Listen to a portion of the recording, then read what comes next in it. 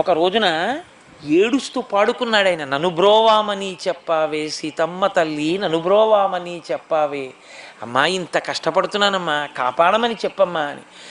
ఆయన బాధ ఓర్వలేక సీతమ్మ తల్లి వెళ్ళి, ఏమండే అంత ఏడుస్తున్నాడే మహానుభావుడు, అంతటి భక్తి తత్పరుడే, అంత కష్టపడి ఆలయం కట్టాడే, అటువంటి వాణ్ణి ఎందుకు అంత బాధ పెడుతున్నారు, ఎందుకు రక్షించరు ఆ రామదాసు గారిని అడిగితే రాముడు అన్నాడు, సీత నాకు కూడా గుండెలు అవిసిపోతున్నాయి రామదాసు కష్టం. లోకంలో వేదము చెప్పిన శాసనం ఒకటి ఉంది. ఇతను గత జన్మలో ఉండగా ఒక చిలుకని తీసుకెళ్ళి పంజరంలో పెట్టి బాధ పెట్టాడు, బయటికి వెళ్ళడానికి లేకుండా చేశాడు. ఆ చిలుక పంజరంలో పెట్టి బంధించినప్పుడు ఎన్ని బాధలు పడిందో అవి ఈ జన్మలో శరీరంతో ఇతను తీర్చేసుకోవాలి.